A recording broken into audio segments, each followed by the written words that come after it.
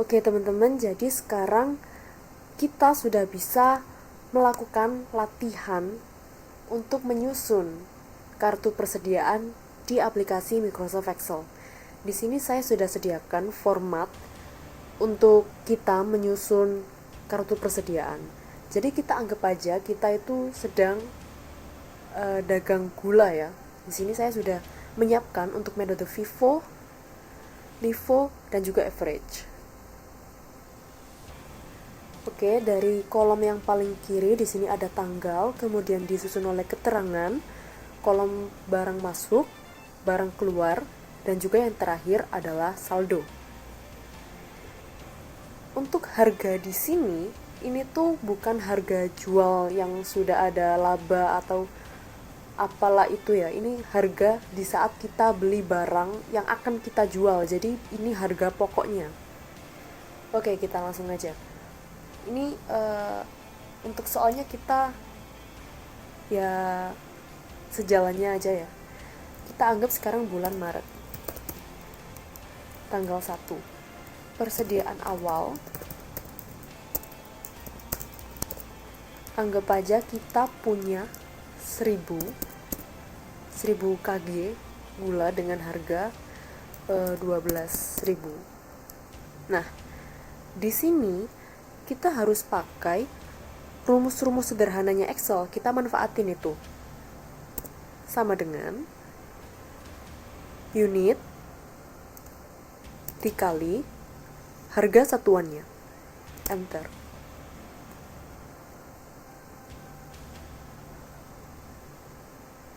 Nah, kita udah dapet di sini untuk persediaan awal itu langsung aja kita tulis di saldo, nggak usah di kolom masuk lagi. Kemudian pada tanggal 2 kita anggap ada transaksi pembelian. Pembelian 500 unit dengan harga 15.000. Jadi harganya naik ya. Ini sama kayak tadi, kita pakai rumus sederhananya Excel. Unit dikali harga satuannya. Enter.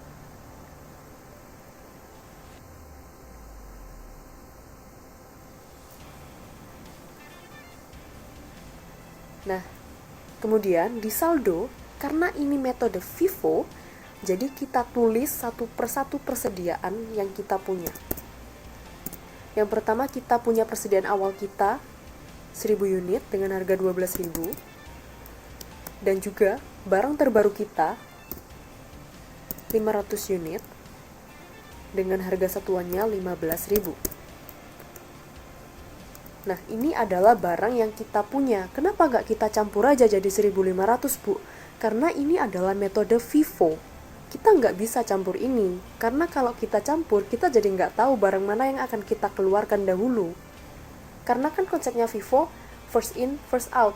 Barang yang pertama masuk, pertama keluar. Jadi, ya kita harus tahu barang mana yang akan kita keluarkan pertama, jenis barang mana yang akan kita keluarkan pertama kali ketika ada transaksi penjualan. Oke, kemudian tanggal 3. Kita anggap nih, ada retur pembelian.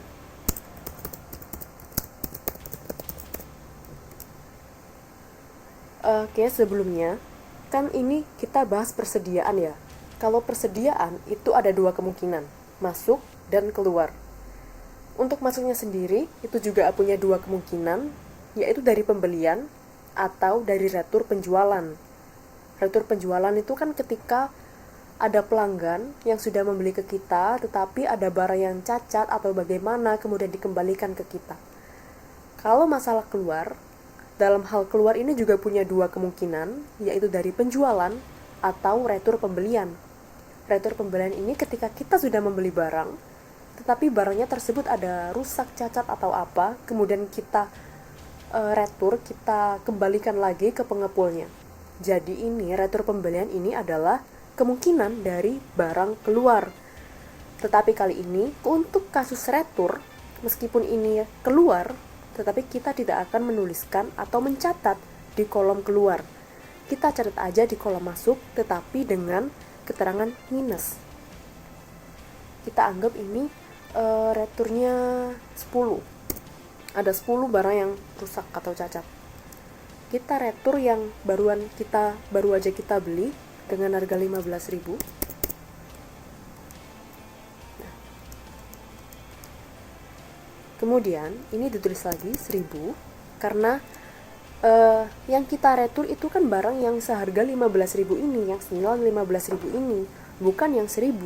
Meskipun kita menggunakan metode FIFO yang mana pertama masuk, pertama keluar, tetapi ini kan kasusnya itu retur pembelian dan kita meretur barang yang baru aja kita beli. Jadi meskipun ini FIFO, tapi kalau kasusnya kita meretur barang yang baru kita beli, tetap aja kita meretur yang barang kita beli itu, bukan yang barang pertama kali masuk, karena ini kasusnya retur ya, bukan penjualan. Kita tulis ulang harganya. Kemudian ini barang yang kita retur, kita pakai rumus saja. 500 karena di sini minus. Dan untuk bisa mengurangi itu kita perlu simbol yang berlawanan atau yang berbeda, sehingga di sini plus. Hasilnya 500 dikurangi 10 adalah 490 dengan harga satuannya 15.000. Nah, 2 ini adalah barang sisa kita.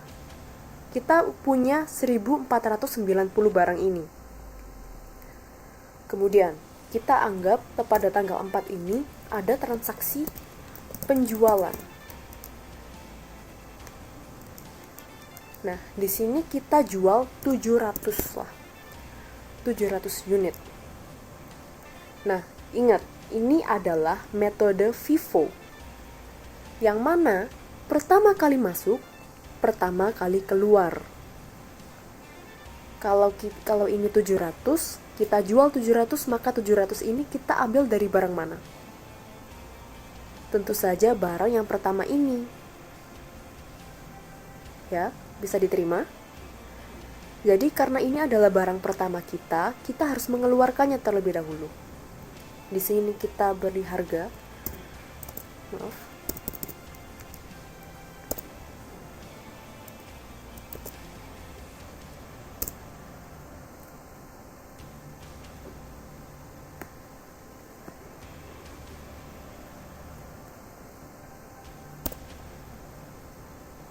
Kita kurangi saja.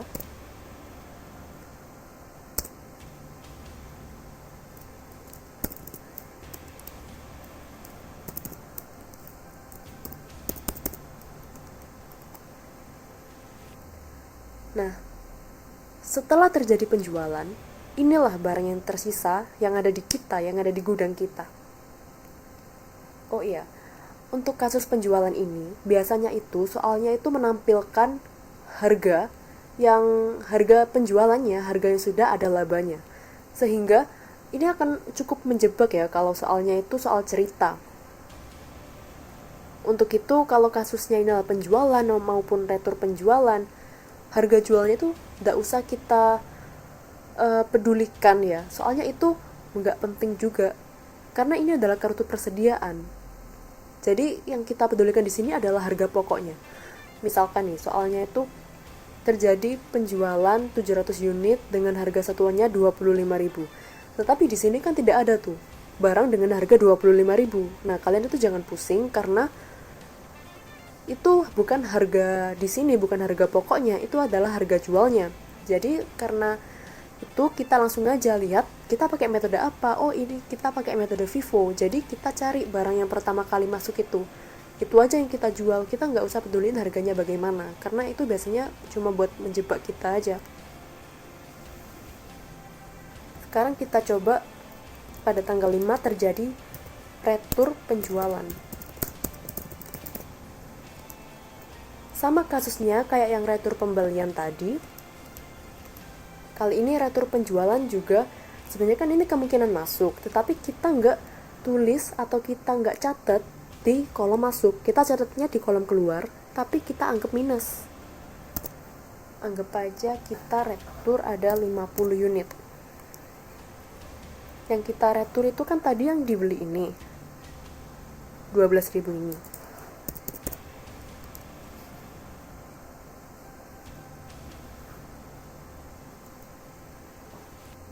Oke.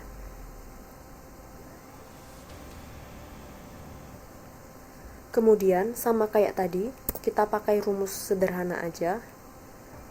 Karena yang diretur adalah yang dengan harga 12.000 ini, jadi kita pakai ini.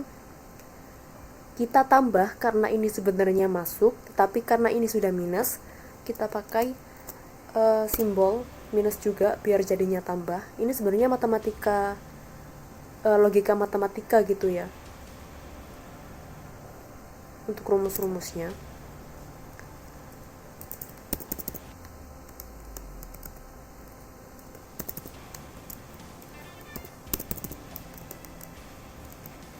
Nah, kenapa kok ini jadi 350? Karena ini ada retur penjualan. Ada pelanggan yang mengembalikan barang ke kita. Karena barang itu ada rusak atau bagaimana. Karena barang itu dikembalikan, jadi kan barang kita bertambah. Bertambah 50 unit.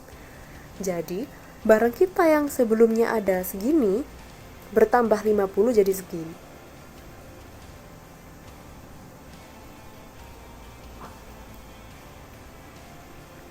Kemudian kita tambah lagi kasusnya pembelian aja. Kita kasih 1000. Jadi kasusnya kita beli 1000 unit dengan harga 20.000.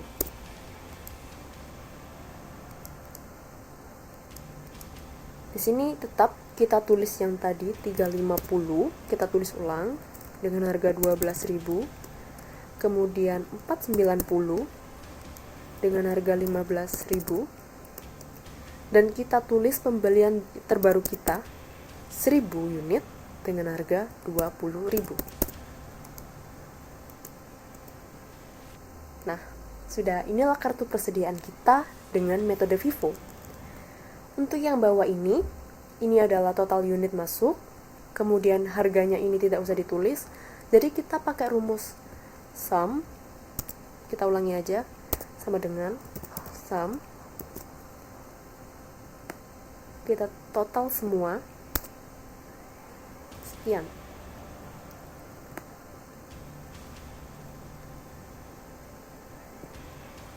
Kita bikin begini aja, tapi di sini untuk harga itu tidak usah dijumlahkan. Yang penting adalah unit, jumlah, unit, harga tidak usah, kemudian jumlah. Nah, untuk yang saldo ini kasusnya adalah kita total aja unit kita yang terakhir, nilai persediaan akhir kita, dan inilah persediaan akhir kita. 3 kolom ini. Harga tidak usah. Ini juga cuma 3 nilai yang tersisa ini.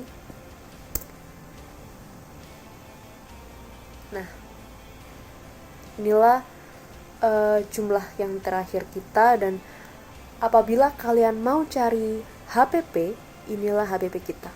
Ini adalah HPP. 7.800.000 adalah HPP. Bagaimana ini bisa jadi HPP? Karena perlu kalian ingat, perlu kalian tekankan bahwa harga di sini adalah harga pokok. Jadi ini adalah HPP, ini HPP, ini HPP, ini HPP, ini HPP. Tetapi HPP yang diperlukan adalah HPP dari barang yang kita jual, yang telah kita jual. Inilah barang yang kita jual, HPP dari barang yang kita jual, inilah beban kita. Jadi beban itu maksudnya perusahaan itu setidaknya harus bisa menghasilkan ini, karena inilah harga pokok kita. Inilah patokan kita untuk bisa menentukan laba.